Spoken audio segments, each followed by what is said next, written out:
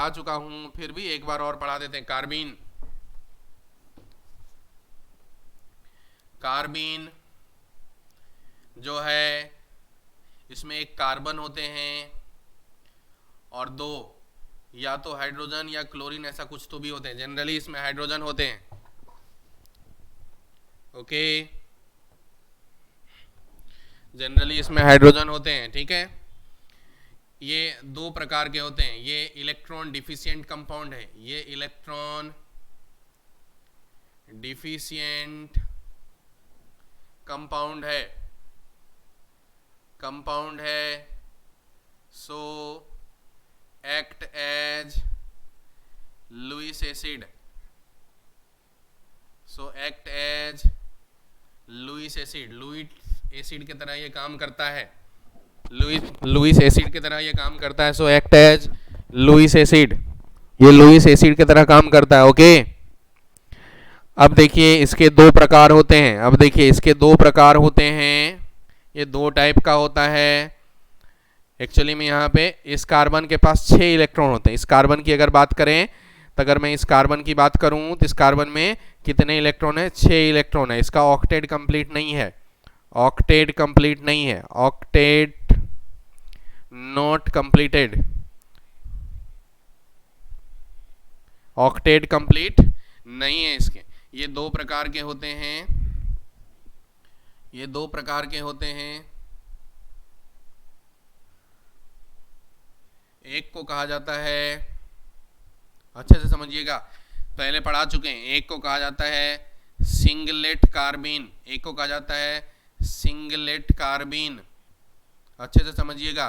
और दूसरा है ट्रिपलेट कार्बीन, दूसरा नाम है ट्रिपलेट कार्बीन, दूसरे को ट्रिपलेट कार्बीन कहा जाता है। जो सिंगलेट कार्बीन है वो उसमें CH2 के साथ जो दो इलेक्ट्रॉन है वो दोनों इलेक्ट्रॉन एक ही जगह जमा होते हैं एज ए पेयर्ड। सिंगलेट नाम से सिंगलेट है, बट इसमें जो दोनों इलेक्ट्रॉन होते हैं, बोथ इलेक्ट्रॉन जो है वो एज पेयर्ड फॉर्म में रहते हैं, पेयर्ड फॉर्म में रहते हैं, दोनों के दोनों इलेक्ट्रॉन पेयर्ड फॉर्म में रहते हैं। लेकिन वहीं पर ट्रिपलेट कार्बीन में एक्चुअली में जो दो हाइड्रोजन है वो दोनों हाइड्रोजन ऐसे रहता है और इलेक्ट्रॉन अलग अलग रहते हैं, बिछड़े चमन की तरह। बोथ इलेक्ट्रॉन अलग अलग रहते हैं, दोनों के बीच में जैसे झगड़ा हो, अलग अलग रहते हैं, अलग अलग रहता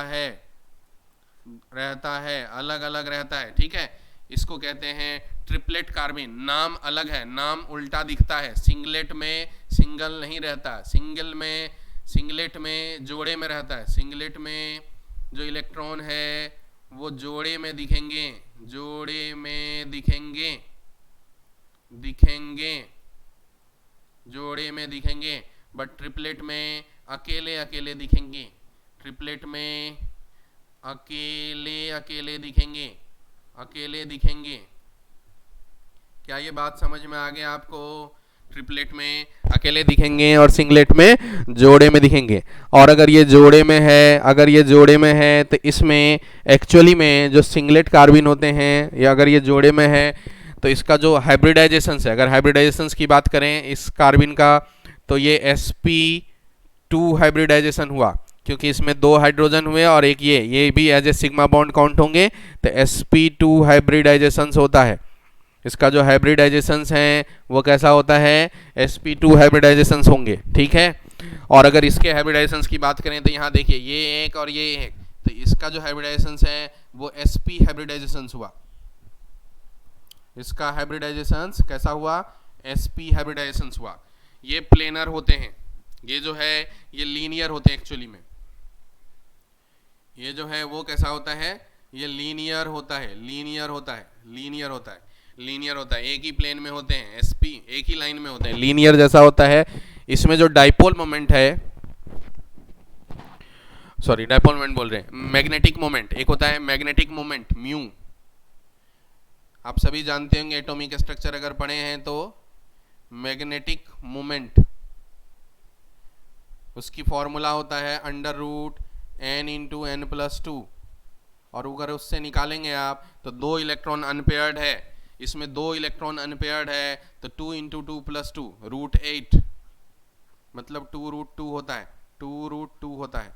बट अगर इसमें निकालेंगे आप उसी डायपोल मोमेंट, उसी मैग्नेटिक मोमेंट को, तो वो 0 होता है। क्यों? क्योंकि 0 अनपेयर्ड इलेक्ट्रॉन, अनपेयर्ड इलेक्ट्रॉन की संख्या नहीं है, 0 अनपेयर्ड इलेक्ट्रॉन। यहाँ पे कितने अनपेयर्ड इलेक्ट्रॉन है? 2 अनपेयर्ड इलेक्ट्रॉन है। इसमें कितने अनपेयर्ड इलेक्ट्रॉन है? 2 अनपेयर्ड इलेक्ट्रॉन है, 2 अनपेयर्ड इलेक्ट्रॉन है। और इसमें कितने इलेक्ट्रॉन है अनपेयर्ड? 0 अनपेयर्ड इलेक्ट्रॉन है। इसकी हाइब्रिडाइजेशन क्या होती है? sp2 होती है। इसकी हाइब्रिडाइजेशन क्या होती है? sp2।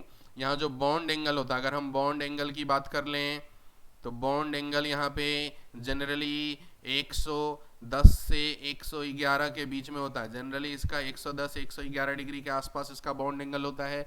और अगर इसमें बॉन्ड एंगल की बात करते हैं तो ये 180 डिग्री बॉन्ड एंगल होता है। इसमें जो बॉन्ड एंगल होते हैं 180 डिग्री बॉन्ड एंगल होते हैं। ठीक है, ओके, क्या ये बात समझ में आ गया? अब एक चीज होते हैं स्टेबिलिटी से रिलेटेड। अब जो बात है प्लेनर, ये वाला प्लेनर होता है, ये जो sp2 है ना, ये वाला प्लेनर होगा। सिंगलेट जो है ये प्लेनर होगा, ये प्लेनर होंगे। और ये वाला जो है लीनियर होंगे, ये वाला लीनियर होंगे। लीनियर को भी प्लेनर बोल सकते हैं, बट लीनियर और प्लेनर में अंतर, प्लेन का मतलब एक प्लेन में और लीनियर का मतलब एक लाइन में। अब बात स्टेबिलिटी की करते हैं, तो एक लाइन लिखता हूं मैं, थोड़ा आगे बढ़ाता हूं। नेक्स्ट, ये शायद 10 नंबर स्लाइड होगा मेरा। अगले स्लाइड में जाते हैं, नेक्स्ट स्लाइड में जाते हैं, नेक्स्ट स्लाइड में जाते हैं। जो सिंगलेट कार्बिन है, जो सिंगलेट कार्बिन है, जो सिंगलेट कार्बिन है CH2 दोनों पेयर्ड में, और इधर है ट्रिपलेट, यहाँ पे CH2 दोनों अलग अलग। तो इसमें स्टेबिलिटी की बात करें तो इंपॉर्टेंट बात लिखिए, जनरली ध्यान रखिएगा, generally triplet कार्बिन, triplet कार्बिन is more stable than, is more stable because,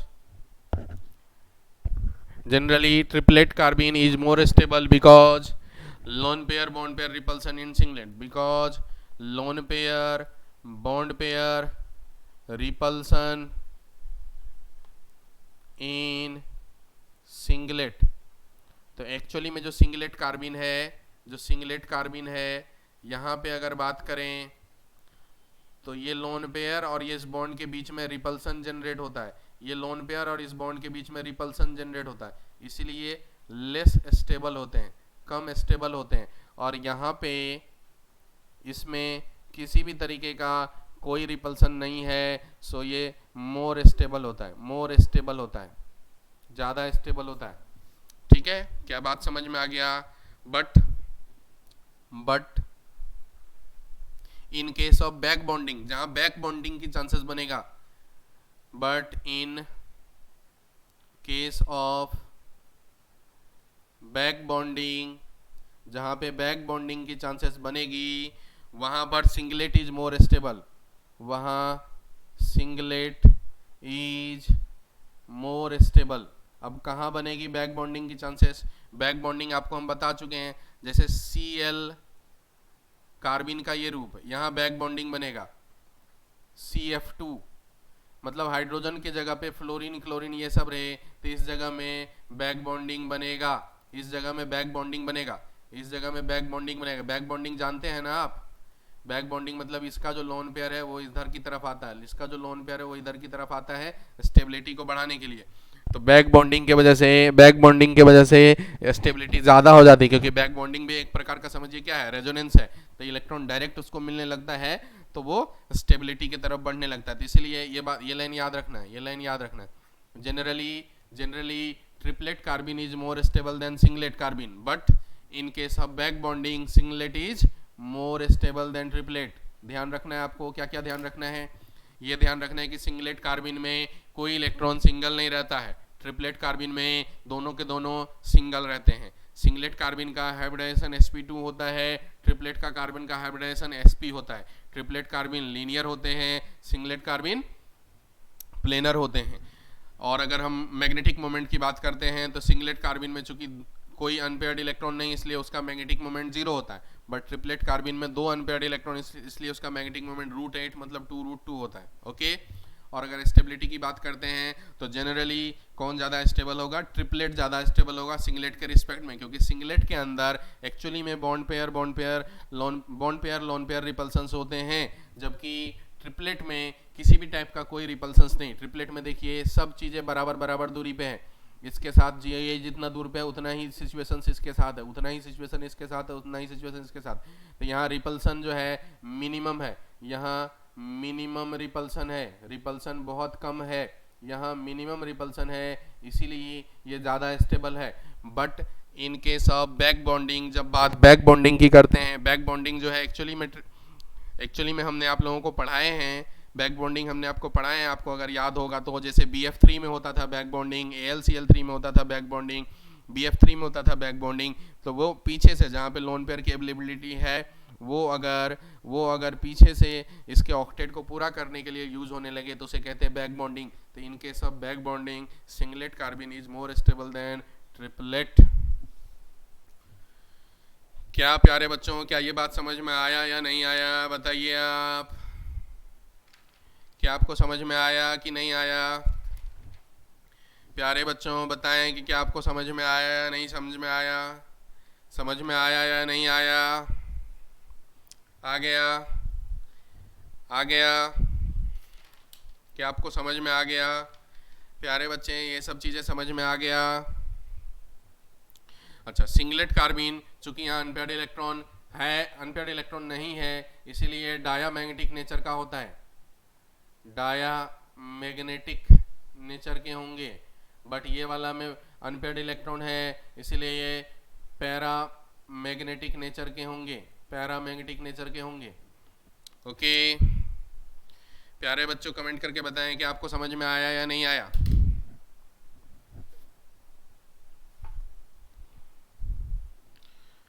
good, बहुत बढ़िया। तो आज की क्लासेस को हम यहीं समाप्त करते हैं, आज की क्लासेस को हम यहीं समाप्त करते हैं, आज की क्लासेस को हम यहीं समाप्त करते हैं। इसके आगे की नेक्स्ट डे में पढ़ेंगे हम लोग कार्बाइल एमीन टेस्ट, एक्चुअली में